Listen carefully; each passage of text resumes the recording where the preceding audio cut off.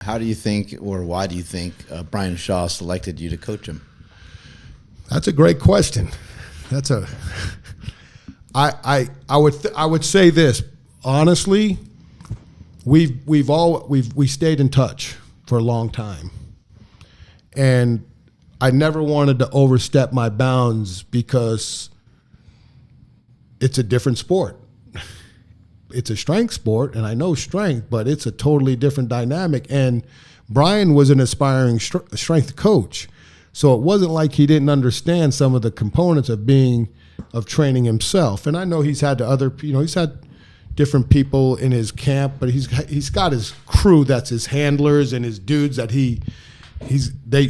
they're literally part of his family that have been with him from the onset.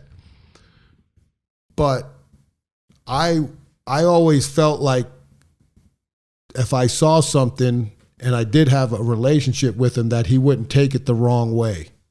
If I sent him a text and said, hey man, I saw this, you may want to think about this. And I'd always, there was times I was like, look man, I don't deadlift 1,000, I deadlift 500, but I know enough about why I think this may occur. And this past year, he had another injury that kind of sucked, because you know how it is, man. You invest 16 weeks to squat 1,000 and it goes bad. You're like, really? I mean, that's like for me the year. It was really bad. Yeah, I mean, so I reached out again after the last meet that I saw, and somehow we just got conversing back and forth, and he asked, hey, would you mind coming a part of the team and helping me formulate this plan? And I mean, to me, that's like an honor, right? A 4-time world's strongest man, individual who, as we all know, because we're all into our strength, is in the debate of who's the greatest world's strongest man ever. Like, this isn't a guy on the come up. Like, this is not this guy, hey, I'm getting ready for my first event, will you help me? This is a guy who's established. He's a 3-time Arnold winner, tied for the second most overall. He's a 4-time world's strongest man winner, one off the all-time record. I think it's him, Big Z, and Magnus Vermagnuson are the 4-time champs. That's big stuff. And here's this guy who is at the epitome of his career reaching out for help. So how do you say no? And then now you accept this challenge and you sit back and you're like, oh man, this is the real deal. Was there any part of you that wanted to say no? No. But you start like, wait a second now. And like we had talked earlier, I'll never forget Dave Tate telling me this about different levels of strength. There's different things that you feel that can help. And I always took that to heart. Like, yeah, well, I don't know what 800 on my back feels like, let alone 1,000. I don't know what 700 in my hands feels like, let alone 1,000, right? I don't know what 1,000-pound deadlift feels like coming off the floor. So that's where I told him, this isn't about me writing the program, it's about us writing the program. And I constantly ask him questions. And I constantly ask for feedback.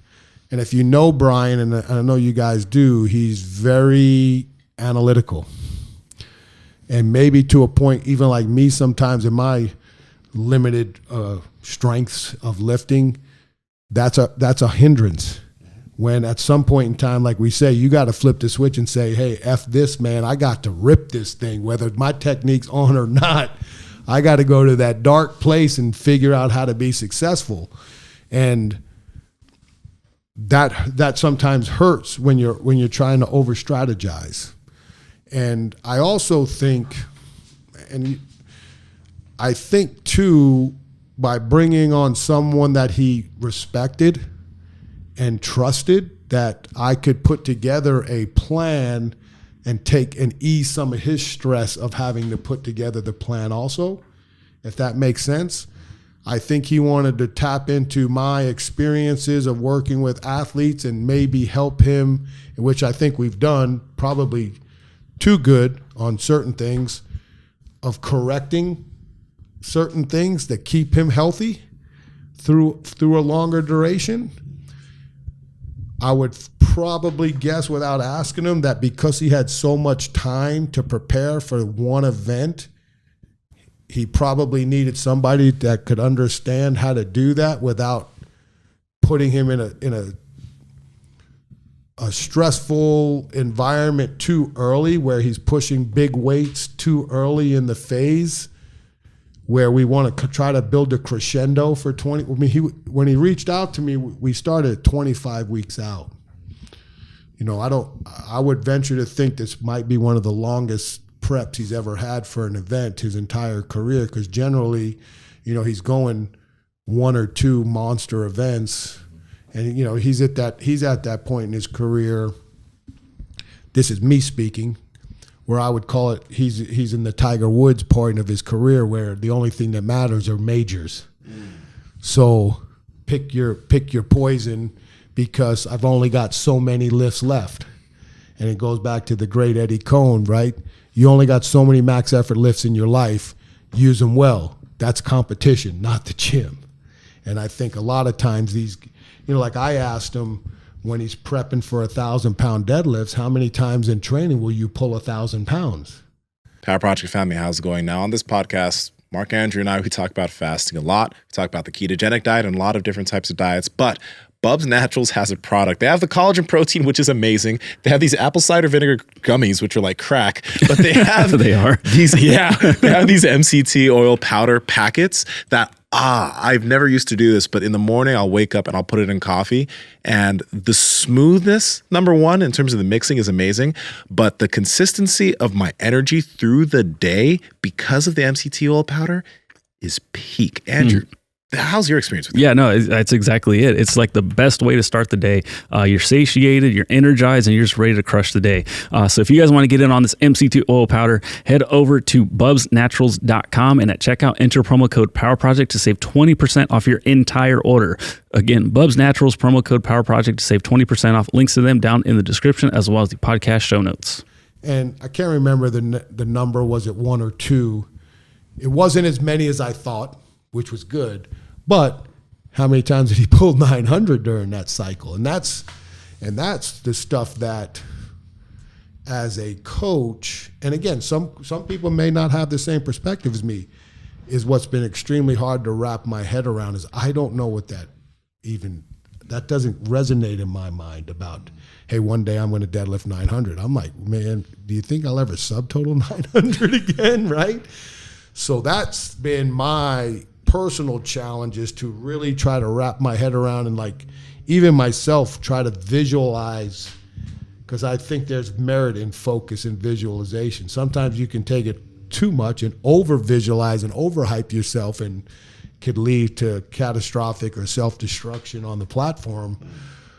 So I'm trying to visualize how I would walk up to 1,000 pounds, and I study a lot of his YouTube stuff from his events. And especially like at the Arnold, because a lot of times at the Arnold, that's where he's pulled the monster elephant bar deadlift. And, you know, you're watching him walking back and forth as he's waiting for them to set the bar. And I'm saying to myself, what is this guy? What is the prep for that? Like, what's going, and even if you've done it before, like, what is going through your mind? Like, is it the same as me approaching a 500-pound deadlift? I don't know. Like, is it that? It's just, it's unfathomable that I'm talking to somebody who deadlifts 1,000 pounds and does what he does. So it's been an exciting challenge. I'm not going to say that I'm not, like we were talking, I don't know the right word. I'm not, the nervousness is for the excitement about it. 'Cause And I'll give him kudos, because every time I talk to him, he's so positive.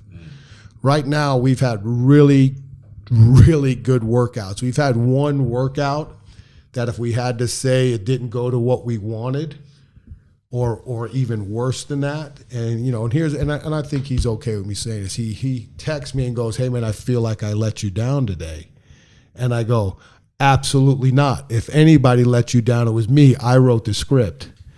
We got overzealous with how well things were going. We tried to push something that wasn't there yet. because we hadn't prepared properly to do that. So for now on, I'm sticking to what the work says, not what my head or your head thinks we can do.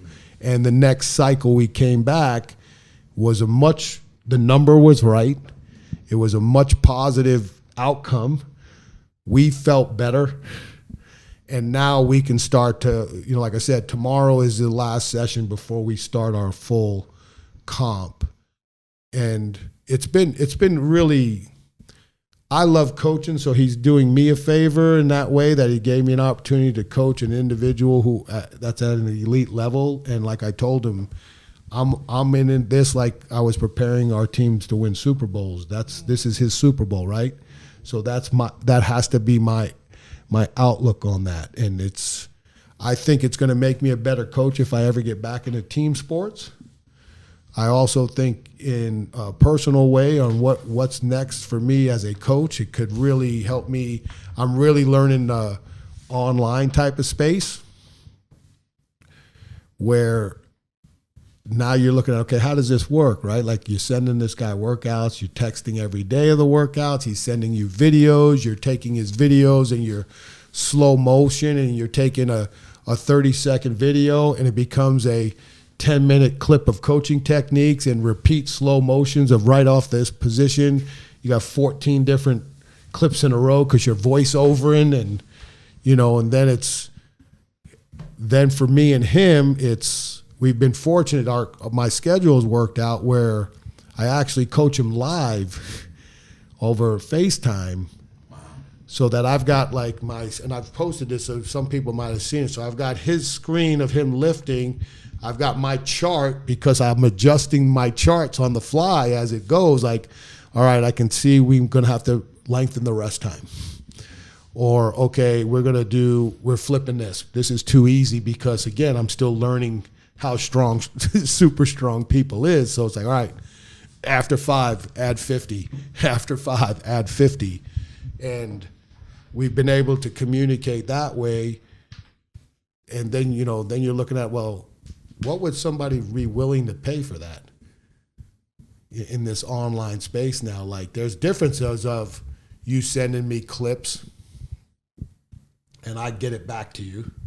There's difference of a Zoom call where you're just talking out the next training plan. But now it's, hey, I train Saturdays at 11. I need you. Well, now you're messing my Saturday up because I can watch the tape later if you send me tape. And now it's like, what would that even, where's the value proposition in that? And specifically is what's the clientele for that? Probably super elite people. So that's coming, because again, now in the private sector as a coach, that's part of the deal now, right? Everybody's got an app. Everybody's doing this, but where can you take that to get involved more with coaching in this space? But that's something that is kind of secondary to the whole fact of he's given me a lot of pleasure because I love coaching and I do miss it. And it doesn't take a lot. It takes a lot of investment, but it doesn't take much out of what my main role is.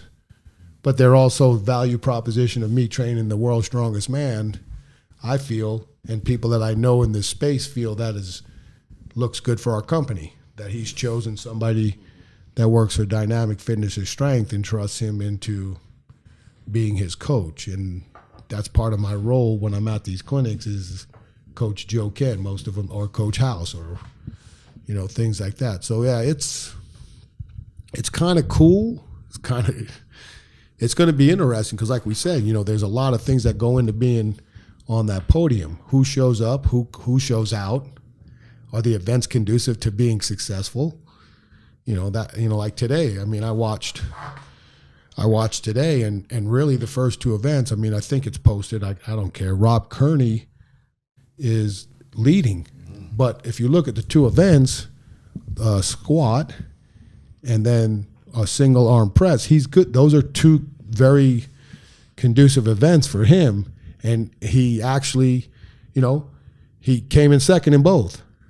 And that point did, and the way the first and the other guys did, they didn't do as well in the other events, and he evens out. And I actually had this conversation with Brian about there's going to be a time in the near future with the way the competitive strongman's going and the depth of it is, somebody will win one of these major events without winning an event.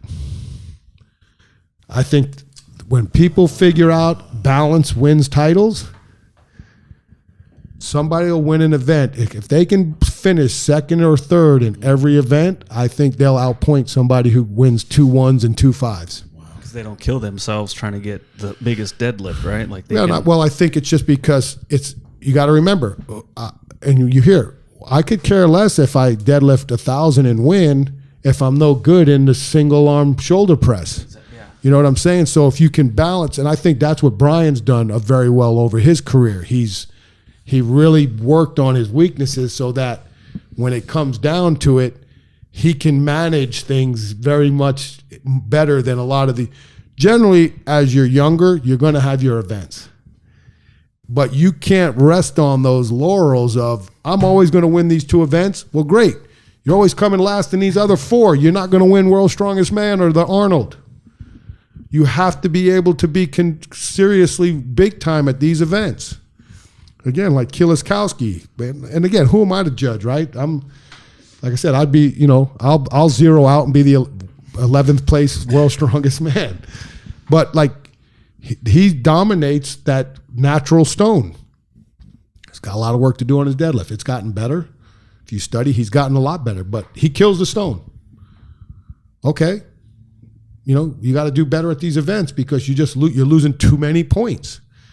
You win 2 events and come in last in 1 on a 10-man dude, that's a lot of point spread you're losing. Mm-hmm. So you have to work. It's no different than what we all learn. Work on your weaknesses, right? 20% of your time's on your strengths, right? 80%, that's how you build a quality program. Yeah, you can't squat, especially the older you get. You can't squat all day.